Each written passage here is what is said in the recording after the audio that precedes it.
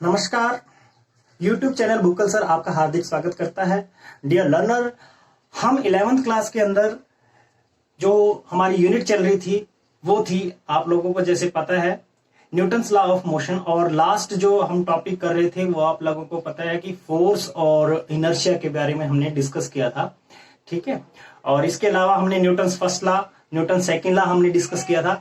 आज मैं आप लोगों को जो टॉपिक करवाने वाला हूं, सबसे पहला टॉपिक हमारा रहेगा जो फोर्स है उसको हम कार्टेशियन कोऑर्डिनेट्स में कैसे निकालते होते हैं, क्या फॉर्मूला जो है उसके कैसे कैसे चेंज होते हैं फोर्स के। दूसरा हम जो टॉपिक डिस्कस करेंगे वो ये है न्यूटन्स थर्ड लॉ, ठीक है। और एक टॉपिक और हम आज डिस्कस करने वाले हैं वो है इंपल्स, ठीक है। तो ये टॉपिक आज के हमारे रहेंगे। तो मेरे चैनल पे आप फर्स्ट टाइम आए हो तो सब्सक्राइब करना ना भूलिए, जरूर से जरूर सब्सक्राइब कीजिए और बेल आइकन को जरूर प्रेस कर लीजिए ताकि जितने भी लेटेस्ट वीडियो है उनका नोटिफिकेशन आप लोगों को मिलता रहे। आप लोगों से रिक्वेस्ट है कि जितने भी आपके फ्रेंड्स है, रिलेटिव हैं, अपने चैनल को सब्सक्राइब करवाइए। ये आप लोगों का चैनल है, जब तक आप इसे अपना चैनल नहीं कंसीडर करोगे तब तक आप यहां से सीख भी नहीं सकते। मैं यहां पे आप लोगों ने नोटिस किया होगा कि टॉपिक टू टॉपिक आप लोगों को पूरा डिटेल वीडियो करवा रहा हूं। डिटेल सिलेबस जो है आप लोगों को मिलेगा यहाँ पे, क्योंकि आप किसी भी चैनल पे जाओगे वहां पे आपको इस तरीके से डिटेल थ्योरी जो है नहीं करवाई गई होगी, ठीक है। मेरी कोशिश यहाँ पे है थ्योरी भी आप लोगों को डिटेल्ड करवाएं और कुछ न्यूमेरिकल्स की भी प्रैक्टिस करवाएं। तो डियर स्टूडेंट, ज्यादा टाइम ना वेस्ट करते हुए आप लोगों से बस यही रिक्वेस्ट है कि चैनल को जितना ज्यादा ग्रो आप करवा सकते हो करवाइए, ठीक है। सब बच्चों से, जितने भी मेरे चैनल पे आ रहे हैं, सबसे रिक्वेस्ट है कि कम से कम 5-5 बच्चों को जो है आप इस चैनल को सब्सक्राइब करवाइए, तो अपने आप ये चैनल ग्रो कर जाएगा। तो डियर लर्नर, आते हैं अपने पॉइंट्स पे। हमने फोर्स को लास्ट जो टॉपिक डिस्कस किया था उसमें हमने फोर्स के बारे में स्टडी किया था। फोर्स क्या था? F is equal to dp over dt। According to Newton second law, जो फोर्स है it is always equals to rate of change of momentum, और it may also be written as m into ए, mass into acceleration, ठीक है। अब हम force को Cartesian coordinate में देखते हैं। कार्टेशियन कोऑर्डिनेट का मतलब है कि फोर्स हमारा जो 3 कोऑर्डिनेट सिस्टम के अंदर है, एक्स वाई जेड एक्सिस है, उसके अंदर अगर हम फोर्स लेके चलते हैं तो फोर्स की along x axis, along Y axis और अलोंग जेड एक्सिस क्या कंपोनेंट्स रहेंगे वो हम डिस्कस करने वाले हैं। देखिए, फोर्स अगर वेक्टर फॉर्म में है तो हम इसको क्या लिख सकते हैं, एफ एक्स आई प्लस एफ वाई जे प्लस एफ जेड के। हम इस तरीके से फोर्स को लिख सकते हैं। और मैग्नीट्यूड ऑफ फोर्स कैसे लिखेंगे? Magnitude of force can be written as, F का मैग्नीट्यूड आप इस तरीके से लिख सकते हो या सिंपली एफ लिख सकते हो, और इट में write it as F x square plus F y square plus F z square. देखिए, अगर आप लोगों को ये पॉइंट क्लियर नहीं है तो मेरे जो प्रीवियस वीडियो है उनमें वेक्टर वाला जो टॉपिक है वो अच्छे से देख लीजिए ताकि आप लोगों को ये पॉइंट जो है क्लियर हो सके। ये सारी चीज मैंने आप पीछे पढ़ा रखी है तो मैं यहां दोबारा से उन चीजों को डिस्कस नहीं कर पाऊंगा। तो ये हमारा फोर्स का मैग्नीट्यूड हुआ। अब देखिए, एफ एक्स यहां पे क्या रिप्रेजेंट करता है? एफ एक्स से हमारा मतलब है यानी फोर्स, या फिर कह सकते हैं component of force, component of force along x axis, along x axis, ठीक है। एक्स एक्सिस के अलोंग फोर्स का कंपोनेंट क्या रहेगा? F x. और एफ एक्स की वैल्यू जो है इस फॉर्मूले के अकॉर्डिंग आप लिख सकते हो D P x divide by D T, and it is also equals to M into A x, M into A x, ये भी लिख सकते हो। Similarly, component of force along Y axis, that is F y D P y by D T is equal to M A y, ठीक है। And F z can be written as D P z divide by D T is equal to M into A z, ठीक है। ये चीज हम लिख सकते हैं। एम का कोई, एक्सिस का कोई इफेक्ट नहीं है कि एक्स एक्सिस है, वाई एक्सिस है या जेड एक्सिस है। ऐसे नहीं लिखेंगे कि M x, M y, M z, क्योंकि मास है उसका कोऑर्डिनेट पे कोई इफेक्ट नहीं पड़ता, ठीक है। तो ये आप इस तरीके से लिख सकते हो। अगर इस फॉर्म में इक्वेशन को लिखना चाहोगे तो ऐसे लिखी जा सकती है, F is equal to dpx by dt I plus dpy by dt j plus dpz divide by dt k। ठीक है, ऐसे भी लिख सकते हो, और इसको आप चाहो तो ऐसे भी लिख सकते हो। F is equal to m common आ जाएगा, ax I plus ay j plus az k। ठीक है, ये आप लिख सकते हो। ठीक है, तो आई होप ये पॉइंट आप लोगों को क्लियर हुआ होगा। फोर्स इन कार्टेशियन कोऑर्डिनेट आप इस तरीके से यूज कर सकते हो। अगर मैं आपसे पूछूं कि फोर्स अलोंग एक्स एक्सिस कितना है, component of force along x axis कितना है, तो component of force along x axis इससे आप कैलकुलेट कर सकते हो। ठीक है, या फिर component of force along Y axis या जेड एक्सिस, तो आप इन पे जा सकते हो। अगर आपको along x axis, along Y axis और along Z axis component force के पता है, तो आप उससे फोर्स कैसे निकालोगे, ऐसे मैग्नीट्यूड निकालना है तो ऐसे। ठीक है, इस तरीके से आप निकाल सकते हो। तो डियर स्टूडेंट, आप लोगों को ये कंसेप्ट जरूर क्लियर हुआ होगा। नेक्स्ट हमारा जो टॉपिक है वो हम डिस्कस करते हैं। टॉपिक है हमारा अब इंपल्स। ठीक है, what is actually meant by impulse. So dear student, देखिए इंपल्स क्या है। इंपल्स की डेफिनेशन पे जाने से पहले हम कुछ जनरल एग्जाम्पल को लेते हैं जो हम अपने आसपास देखते हैं। ठीक है, जैसे कि आप लोगों ने नोटिस किया होगा कि कई बार जो है हम किसी कपड़े को, ठीक है, ऐसे पकड़ करके हम फाड़ने की कोशिश करते हैं, और आपने देखा कि जोर लगाते हैं नहीं फटता है, और एक झटका देते हैं जिससे वो टीयर ऑफ हो जाता है। या फिर आपने नोटिस किया हो कि जैसे कोई वायर है, कोई रस्सी है, उसको आप पकड़ के ऐसे जोर से खींचते हो, नहीं टूटती, लेकिन एक झटका देते हैं और वो टूट जाती है। एक्चुअल में आपने क्या किया, फोर्स तो वही लगाया, आपके शरीर की ताकत तो आपने उतनी ही लगाई, लेकिन हुआ क्या, आपने क्या किया, जो फोर्स था वो स्मॉल इंटरवल के अंदर लगा दिया। ठीक है, आपने फोर्स क्या किया, स्मॉल इंटरवल के अंदर अप्लाई कर दिया, जिससे कि उसका इफेक्ट जो है बढ़ गया। इसी इफेक्ट को, यानी इसी कंसेप्ट को हम क्या बोलते हैं, इंपल्स बोलते हैं। इसी कंसेप्ट को हम क्या बोलते हैं, इंपल्स बोलते हैं। ठीक है, मुझे अभी भी याद है बचपन में जैसे पेड़ की टहनी से लटक जाते थे, नहीं टूटती थी, लेकिन एक झटका देते थे तो वो टूट जाती थी। वहां पे भी वही इंपल्स का कंसेप्ट है। एक्चुअल में जब आप जर्क देते हो, झटका देते हो, तो उस झटके में क्या होता है कि आपने फोर्स लगाया with in very short interval of time, तो उससे क्या है कि फोर्स का इफेक्ट बढ़ गया। ठीक है, उस फोर्स को हम क्या कहेंगे, इंपल्सिव फोर्स कहेंगे। यानी इंपल्सिव फोर्स क्या है, एक टाइप का एक ऐसा फोर्स है जो स्मॉल इंटरवल के अंदर लग रहा है और किसी बॉडी के मोमेंटम में चेंज कर देता हो। ठीक है, जो किसी बॉडी के मोमेंटम में चेंज कर देता हो, उसको हम क्या बोलते हैं, इंपल्सिव फोर्स बोलते हैं। तो चलो अब हम इसकी डेफिनेशन पे जाते हैं। डेफिनेशन इसकी क्या है, ये एक्चुअल में क्या है, it is the effect of large force. It is the effect of large force act for a small interval of time to produce a finite change in momentum. मतलब एक लार्ज फोर्स ही है ये। ठीक है, उसका इफेक्ट है, large force का क्या है, इफेक्ट है, which create change in momentum with in very short interval of time. यानी कम से कम टाइम के अंदर एक फोर्स का इफेक्ट जो मोमेंटम में चेंज ला दे, उसी को हम क्या कहेंगे, इंपल्स कहेंगे। ठीक है, या दूसरे वे में हम इसको ऐसे भी डिफाइन कर सकते हैं, it may also be defined as the product of force and the time, ठीक है, for which it act and is equals to the change in momentum. बात वही है, यानी एक्चुअल में प्रोडक्ट है किसका, फोर्स का, जो आपने फोर्स अप्लाई किया और कितने टाइम के अंदर अप्लाई किया, उनका प्रोडक्ट ही क्या कहला रहा है, इंपल्स। और वो इंपल्स अगेन किसके इक्वल है, चेंज इन मोमेंटम के। तो डेफिनेशन जैसी है उसी के अकॉर्डिंग फॉर्मूला भी है, force into time is equal to change in momentum.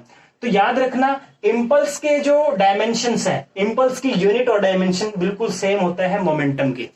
ठीक है, मोमेंटम हो या चेंज इन मोमेंटम है, उसको आपने केजी मीटर पर सेकंड में मेजर किया था या न्यूटन सेकंड में मेजर किया था, तो इंपल्स को भी हम उसी यूनिट में मेजर करते हैं। ये एक वेक्टर क्वांटिटी है, फोर्स इनटू टाइम, यहां change in momentum, final momentum minus initial momentum, या फिर m into V minus U, या m into D, change in velocity. तो इस तरीके से हम इंपल्स को डिफाइन कर सकते हैं। ठीक है, बहुत बार इस पे क्वेश्चन आ जाता है, इसीलिए हम इस टॉपिक को ऐसे तो ये सारा आप लोगों ने नोट कर लिया होगा, आई होप इसको नोट कर लीजिए। डेफिनेशन थी, लेकिन ये जो इंपॉर्टेंट है बहुत ज्यादा, यहां से ये टर्म जो है इंपॉर्टेंट है, इसको अच्छे से ध्यान कर लेना, क्योंकि न्यूमेरिकल हमारा जो है फॉर्मूले पे, इन पे ही फॉर्मूले पे ही होगा। तो उसको जब तक आपको फॉर्मूला क्लियर नहीं होगा तब आप न्यूमेरिकल नहीं कर पाओगे, ठीक है। अभी मैं आप लोगों को बता देता हूं कि अगर ग्राफ गिवन है फोर्स और टाइम के बीच में, तो ग्राफ से हमें इंपल्स कैसे कैलकुलेट करनी है, ये भी मैं आपको बता देता हूं, ठीक है।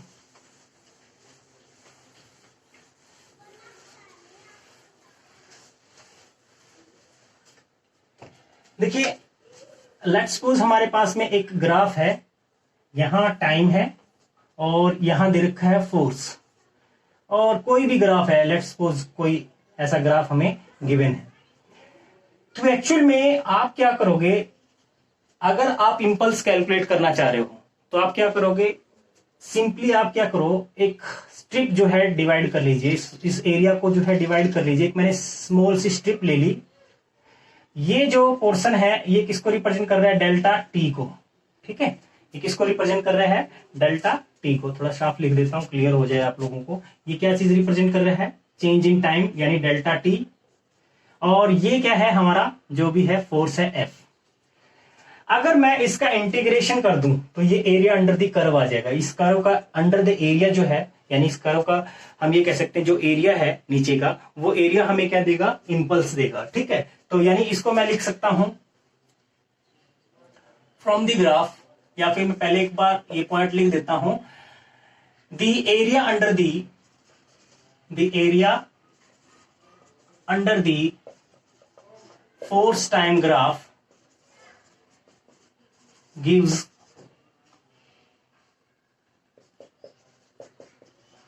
impulse, क्या देगा, impulse और change in momentum, या तो impulse या कह सकते हो change in momentum का कंसेप्ट जो है हमें यहां से पता चलेगा, ठीक है। अब देखिए, फ्रॉम ग्राफ मैं लिख रहा हूं, फ्रॉम ग्राफ डीजे, ठीक है। डीजे क्या है हमारा, जो थोड़ा बहुत जो इंपल्स बनेगा इस स्ट्रिप का एरिया से, इस स्ट्रिप का एरिया को मैं ए बी सी डी ले लेता हूं, तो इसका एरिया जो है हम कैसे निकालेंगे, इसका एरिया निकलेगा भाई F into delta T, F into delta T. और अगर मैं इसी को इंटीग्रेट कर दूं,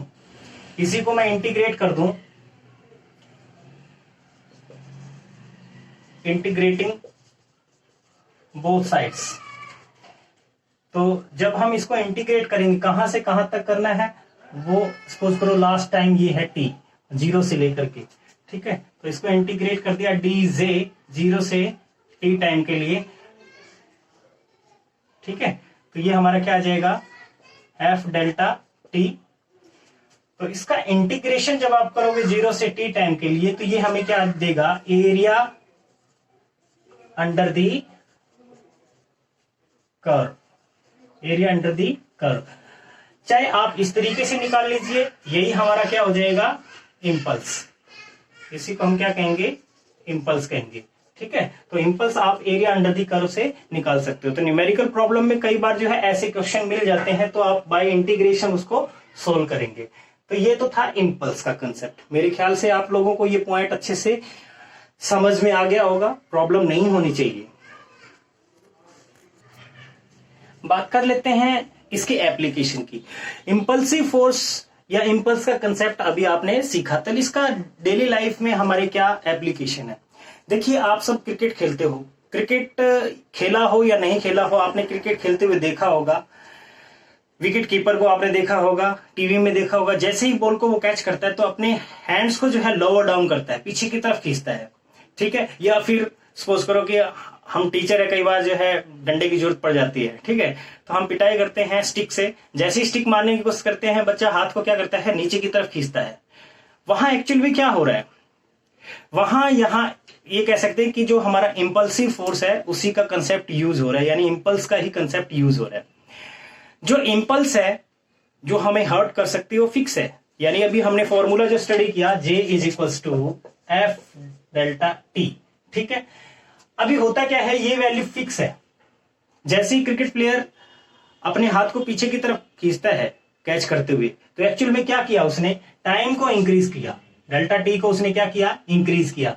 डेल्टा टी को इंक्रीज किया तो फोर्स की वैल्यू जो है कम हो जाती है, सो दैट कि ये वैल्यू कांस्टेंट रहे, ये क्या रहे, कांस्टेंट। ठीक है, ध्यान से समझना। जब ये कांस्टेंट कब रहेगा, जैसे मान लिया अगर ये फोर्स अगर चेंज ना हो, फोर्स की वैल्यू कम ना हो, डेल्टा टी आपने इंक्रीज कर दिया तो फोर्स अगर चेंज नहीं हो तो ये वैल्यू भी इंक्रीज हो जाएगी, ये कांस्टेंट रहना चाहिए। जब कोई बॉल आ रही है फुल स्पीड के साथ में, जब आप उसको कैच करते हो तो एक्चुअल में क्या किया आपने, हैंड्स को पीछे की तरफ किया, उससे आपने क्या किया, टाइम डेल्टा टी जो है आपने इंक्रीज कर दिया। कैच करते हुए जहां पे एक पॉइंट ऑफ कांटेक्ट था, जहां पे आकर के वो एक्शन हो रहा था, जहां पे हिट करेगी बॉल, वो हिट करने में अब थोड़ा टाइम लेगी। जैसे ही टाइम को इंक्रीज किया तो करस्पॉन्डिंग फोर्स जो है वो रिड्यूस हो गया। ठीक है, फोर्स क्या हुआ, रिड्यूस हुआ। इसी की वजह से हमें वो बॉल फिर हर्ट कम करती है।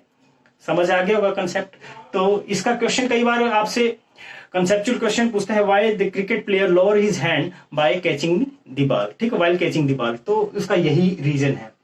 या फिर आपने देखा होगा जो क्रॉकरीज वगैरह होती है, ग्लास के हम बर्तन वगैरह लेके आते हैं, ठीक है, तो उनके अंदर जो है आप देखोगे उस कंटेनर जो टीन है, सॉरी जो कार्टून का जो डब्बा वगैरह होता है उसके अंदर आपने देखा वो स्ट्रॉ वगैरह भर रखा होता है, ठीक है, या थर्मोकोल वगैरह डाल रखा होता है। उसका भी मेन रीजन यही है।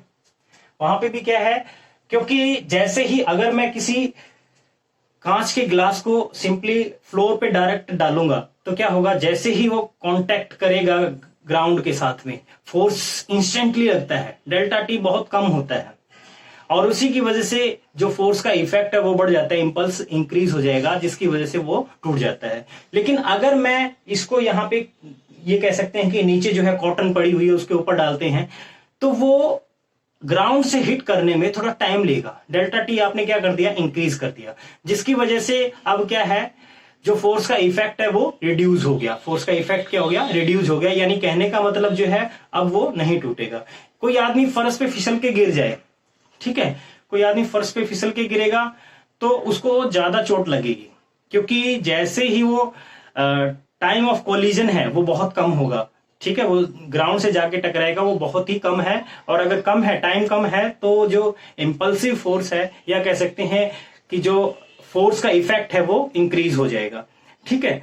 लेकिन अगर उसी जगह पे हम ये कह दें कि हीप है, सैंड का, मिट्टी का जो है हीप है, उसके ऊपर अगर वो गिरता है तो आप देखोगे कि टाइम जो है कांटेक्ट का वो इंक्रीज हो गया, ठीक है। इंपैक्ट का जो टाइम है वो अगर इंक्रीज हुआ तो क्या हुआ, जो इंपल्स है, इंपल्सिव फोर्स है, उस पर कम लगेगा, यानी उसको इंजरी कम होगी। तो ये चीज आप समझ सकते हो। तो कई बार जो है ऐसा क्वेश्चन भी पूछा जाता है, जैसे मैंने ये लगभग एक्सप्लेन कर दिया, तो इनमें जहां कहीं पे भी ऐसा कंसेप्ट यूज होता है तो आप उसको तुरंत समझ सकते हो। ट्रेन वगैरह होती है, ट्रेन के बोगीज जो होते हैं उनके बीच में भी जो है बफर यूज किए जाते हैं, ठीक है, उनके भी रीजन यही है। तो मेरे ख्याल से ये कंसेप्ट आप लोगों को क्लियर हुआ होगा। अभी मैं एप्लीकेशन से बाहर आता हूं। एक छोटा सा टॉपिक और है, कई बार फोर्स में एक यूनिट यूज कर देते हैं, ठीक है। दो तरह की यूनिट जो है फोर्स की यूज करते हैं, एब्सोल्यूट यूनिट और दूसरी होती है ग्रेविटेशनल यूनिट, ठीक है। एब्सोल्यूट यूनिट तो कौन सी होती है, जो न्यूटन जिसको हम कह रहे हैं, 1 newton is equal to 1 kg metre per second square, यानी एब्सोल्यूट यूनिट 1 न्यूटन जो आपका पढ़ रहा है, एसआई सिस्टम जो है, एसआई सिस्टम के अंदर ये होती है एब्सोल्यूट यूनिट। यानी फोर्स 1 न्यूटन कब कहेंगे, जब 1 kg मास जो है हमारा, कोई फोर्स 1 न्यूटन कब होगा, जब हम किसी ऑब्जेक्ट के ऊपर, जिस ऑब्जेक्ट का मास 1 kg है, उसके ऊपर हम अगर फोर्स अप्लाई करें और उसके अंदर जो एक्सेलरेशन हो वो कितनी हो, 1 मीटर पर सेकंड स्क्वायर हो, तो हम कह सकते हैं कि वो 1 न्यूटन फोर्स था, ठीक है।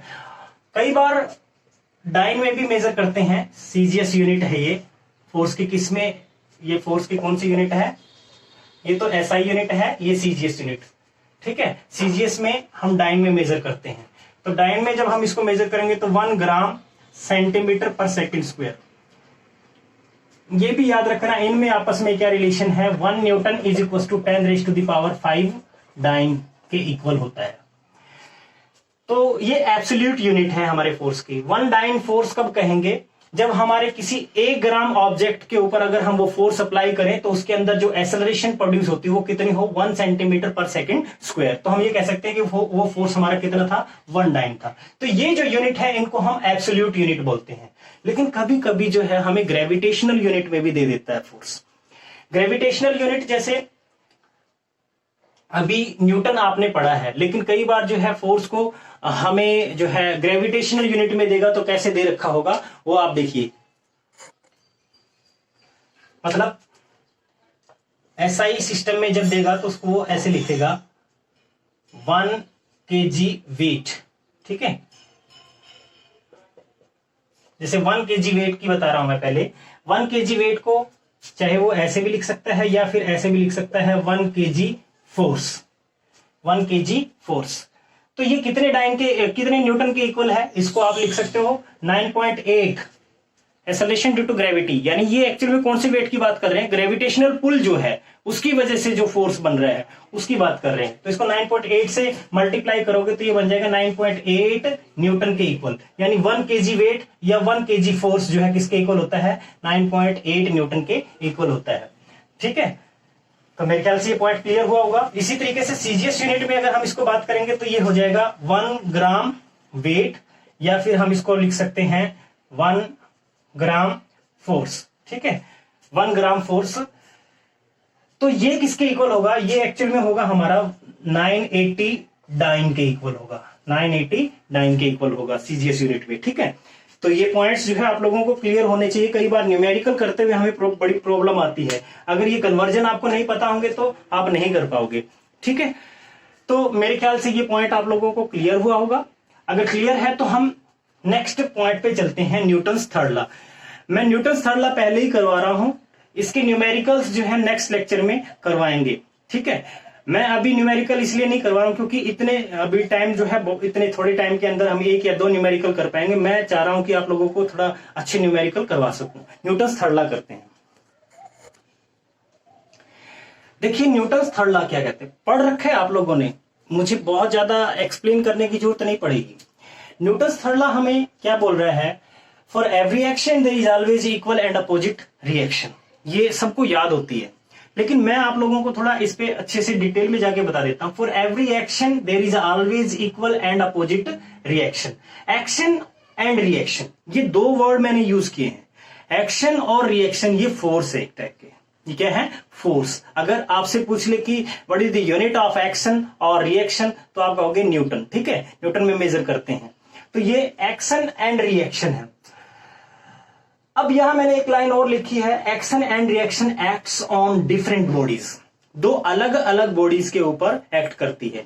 अगर ऐसा होता कि एक ही बॉडी के ऊपर जो है एक्शन एक्ट कर रहा है और एक ही बॉडी के ऊपर रिएक्शन एक्ट कर रहा है अपोजिट डायरेक्शन में, तो ये तो एक दूसरे के कैंसिल हो जाते, इक्वल एंड अपोजिट, इसके ऊपर कोई इफेक्ट नहीं पड़ना था, ठीक है। बट एक्चुअल में ऐसा नहीं है।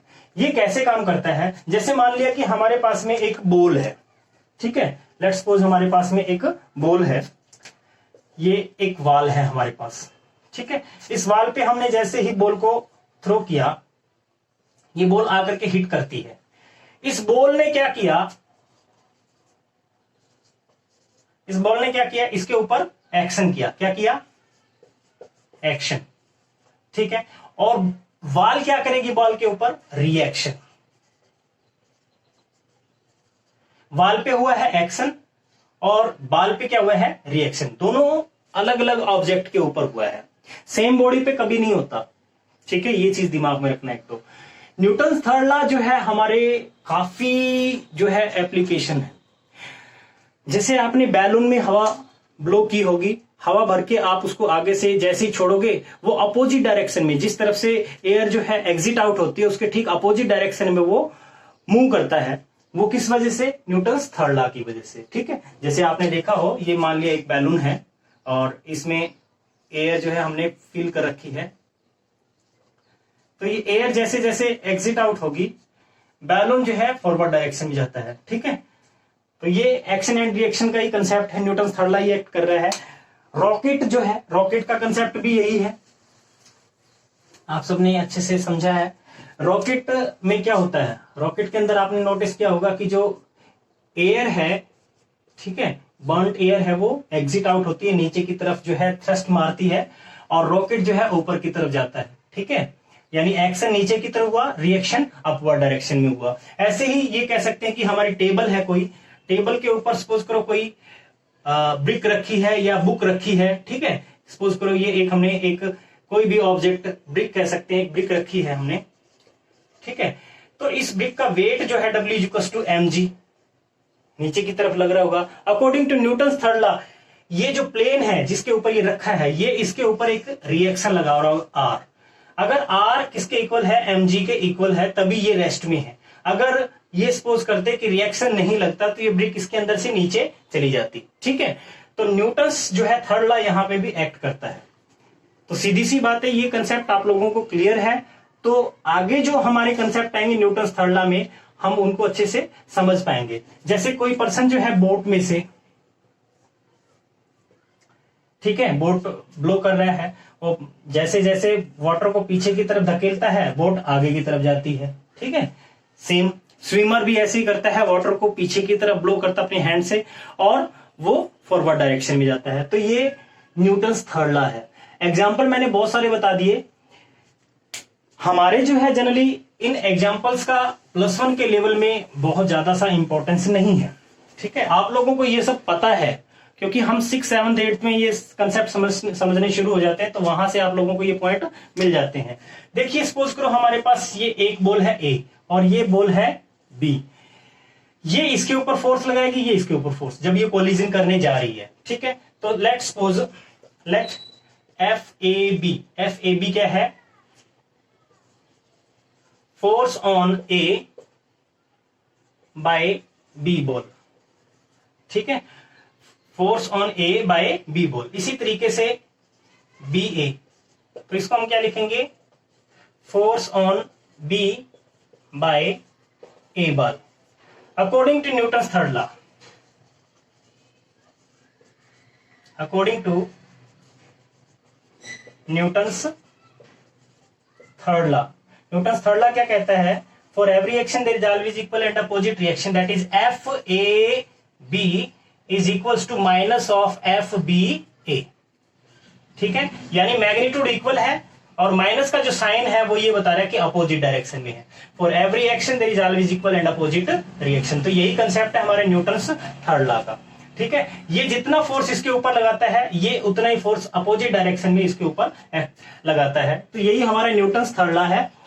तो आज के लिए हमारा इतना ही कंसेप्ट है, इतना ही थ्योरी है, इतना ही कंसेप्ट आप समझोगे। दोबारा से इसको अच्छे से देख लेना जिसको कंसेप्ट क्लियर नहीं हुआ हो। अब नेक्स्ट जो हमारा लेक्चर होगा उनमें आप लोगों को कुछ न्यूमेरिकल्स की प्रैक्टिस मैं करवाऊंगा।